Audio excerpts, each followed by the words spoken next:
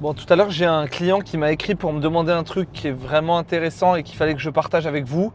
C'est un client, du coup, ancien fumeur qui a pris un peu plus de 15 kilos, lui, juste après l'arrêt du tabac. Il s'appelle Léo, il se reconnaîtra. Tout à l'heure, Léo m'a demandé un truc, c'était: est-ce que tu peux m'expliquer plus en détail les 4 piliers dont tu parles tout le temps? Parce que quand on commence le coaching avec moi, en tant qu'ancien fumeur qui veut perdre du poids, je parle tout le temps de 4 piliers qui sont absolument indissociables et qui sont des conditions sine qua non pour réussir à perdre du poids durablement après l'arrêt du tabac. En fait, j'ai pensé que c'était super intéressant de vous en parler directement, puisque si Léo se pose la question, il n'y a pas vraiment de raison que vous autres, vous ne la vous posiez pas.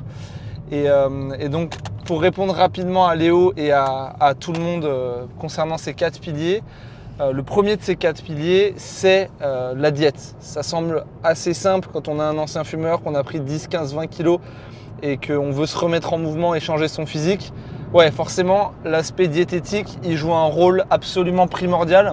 Et donc, pour résumer un petit peu les attentes que j'ai, moi, dans le coaching vis-à-vis de mes clients sur l'aspect diète, tout simplement, c'est la règle du 90-10. Ouvrir son frigo, constater qu'il y a au moins 90% d'aliments bruts qui nécessitent d'être cuisinés pour être consommés.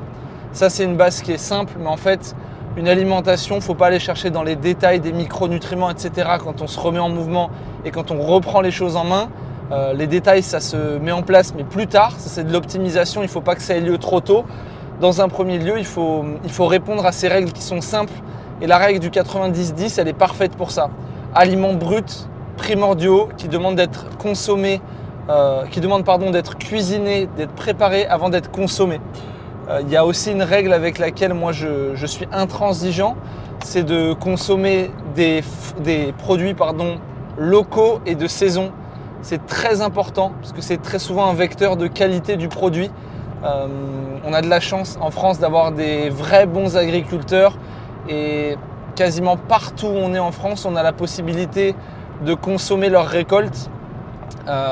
Certains d'entre vous me diront que c'est plus cher. Oui, mais il y a un moment où la santé, je pense que ça n'a pas trop de prix. En tout cas, si jamais vous voulez rejoindre le coaching, il faut savoir que c'est la mentalité que moi j'ai et c'est bien souvent la mentalité que mes clients ont vis-à-vis de ce qu'ils ont dans leur assiette. En général, si vous choisissez de faire des économies sur cette partie-là, c'est qu'on n'est pas tout à fait aligné là-dessus en tout cas, et c'est ce que je ne vous recommande pas de faire. Ensuite, pour parler un petit peu plus en détail de la diète, je ne suis pas moi diététicien, donc dans l'accompagnement, dans le coaching qu'on propose, on a plusieurs diététiciens qui sont diplômés, qui sont formés pour ça et qui interviennent sur la partie nutrition. Et donc Léo notamment, lui, tout ce qui sera vis-à-vis de la diète, il en parlera directement avec les professionnels de l'accompagnement qui s'occupent de ça. Et j'ai la chance de bosser avec des diététiciens qui sont hyper compétents et qui donnent toutes les clés à mes clients pour réussir. Donc là-dessus, c'est vraiment pour moi un point primordial, l'aspect alimentation, diététique, indissociable de la bonne réussite de votre transformation physique, ça c'est sûr. Le deuxième point super important, c'est le stress. Le deuxième des 4 points, donc la gestion du stress, elle est en lien avec ce premier point. En fait, si jamais vous êtes quelqu'un de fondamentalement hyper stressé ou vous avez un quotidien qui vous expose énormément à des situations stressantes, c'est la vie. J'ai envie de dire que c'est quelque chose de normal et en vérité, j'aime bien cette phrase qui dit la pression est un privilège, entre guillemets. Ça veut dire que si vous avez du stress, c'est que vous avez sûrement des boulots à responsabilité avec des enjeux. Et du coup, c'est des enjeux qui sont certainement passionnants, qui vous permettent d'avoir un boulot qui vous permet de bien vivre aussi. Donc je considère ça comme une chance quelque part. Mais là où il faut être averti, entre guillemets, vis-à-vis de cette gestion du stress, c'est que le stress occasionne tout un tas de comportements compensatoires vis-à-vis du premier pilier dont j'ai parlé plus tôt, c'est-à-dire l'alimentation. Le stress chronique, c'est vraiment l'un des premiers vecteurs de fringales, de compensation dans l'alimentation, de je me jette sur les sucreries parce que c'est le seul truc qui me détend quand j'ai arrêté de fumer. C'est normal en fait. Après l'arrêt du tabac, vous stressez plus, vous avez envie d'avoir un remontant, une espèce de stimuli dopaminergique ou en tout cas quelque chose qui stimule votre circuit de la récompense. Bien souvent, c'est dans les sucres que vous allez trouver votre bonheur. Et donc, le stress, c'est la cause qui va faire que vous allez vous jeter dans les sucreries et globalement prendre plus de poids. C'est pour ça que dans le coaching aussi, je mets un point d'honneur à être tout à fait transparent sur la vie des gens que j'accompagne. Et les anciens fumeurs qui rejoignent le coaching pour perdre du poids me font part de leurs épisodes un peu plus stressants, un peu plus difficiles. Et moi, je m'engage à être là avec les différents professionnels aussi qui bossent avec moi sur le coaching pour être disponible, pour adapter la programmation d'entraînement, pour en fait rendre la vie plus simple et que le coaching et l'accompagnement ne soient plus une contrainte mais juste un soutien psychologique à ce moment-là. Parce que on est bien conscient que la création du stress, l'augmentation du stress induit du coup ces comportements compensatoires qui malheureusement peuvent complètement détruire une transformation physique.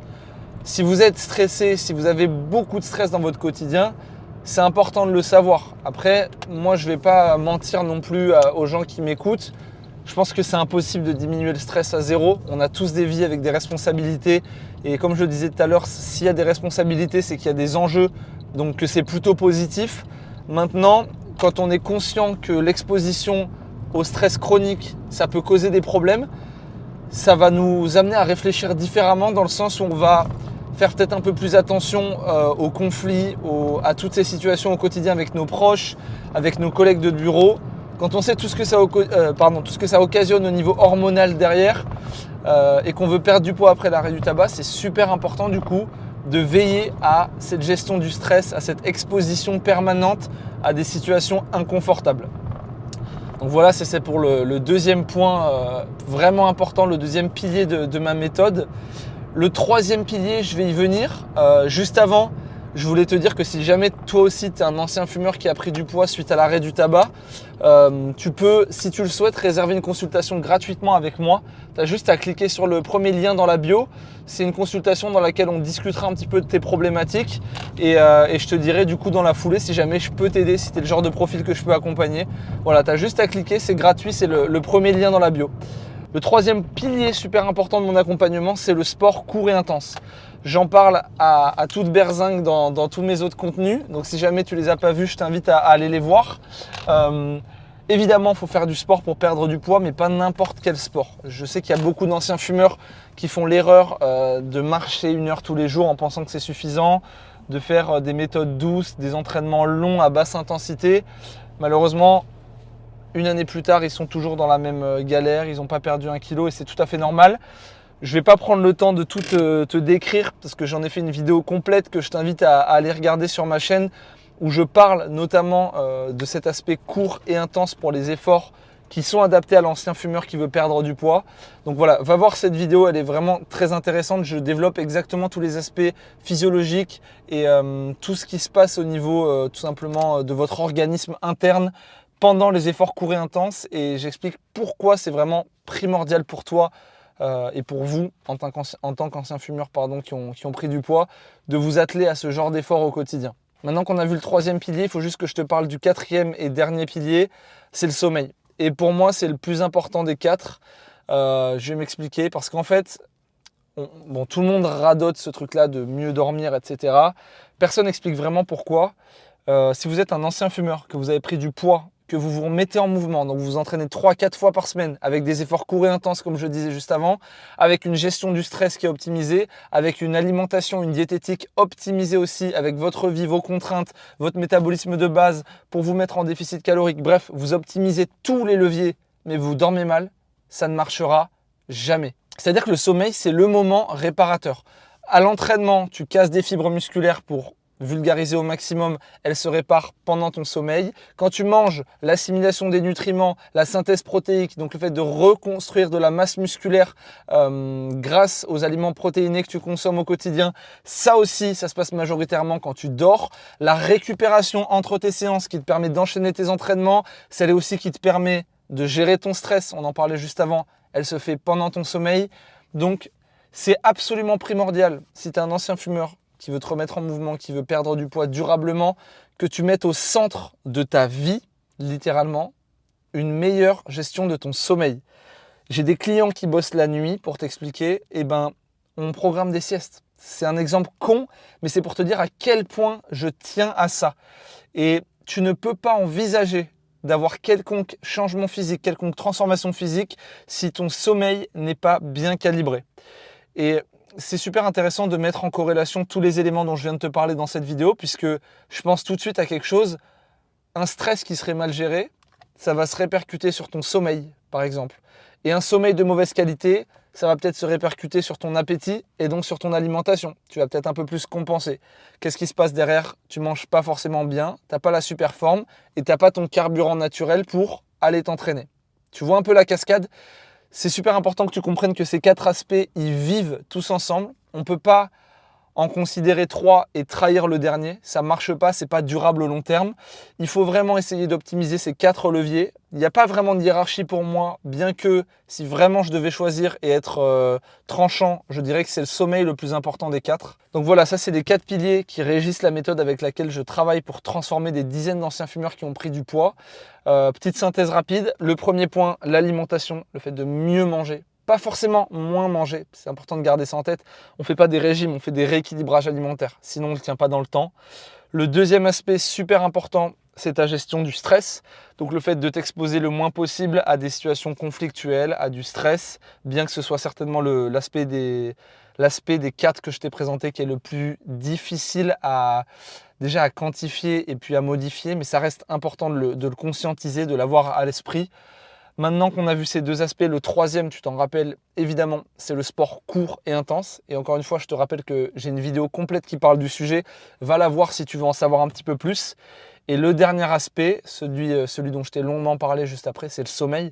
Puisque le sommeil, il est le moteur principal, il est le moment, il est le pilier qui te fait reconstruire ta masse musculaire, qui te fait récupérer et qui te permet d'être en meilleure santé de manière générale et de perdre du poids sainement, progressivement et durablement dans le temps quand tu es un ancien fumeur qui a pris du poids. Voilà, j'espère que cette vidéo, elle t'a plu. C'est vraiment une synthèse simple des 4 points. Ça m'est venu en tête parce que Léo me l'a demandé tout à l'heure par message et j'espère que si tu es dans le même cas que Léo, ça t'a aiguillé un petit peu dans ta compréhension, dans la compréhension de ton mécanisme en tant qu'ancien fumeur, de ta physiologie interne, de ta biologie, si on peut parler vraiment comme ça. Il faut que tu la comprennes, cette biologie, si jamais tu veux te mettre en action et transformer ton physique durablement. Voilà, je te remercie de m'avoir écouté. Je te rappelle également que tu as la possibilité de cliquer sur le premier lien dans la bio pour réserver un appel gratuitement avec moi. Un appel dans lequel on fera le point sur ta situation. Si tu es un ancien fumeur qui a pris du poids, ça pourra certainement t'aider. Je te remercie beaucoup de m'avoir écouté et je te dis à très bientôt.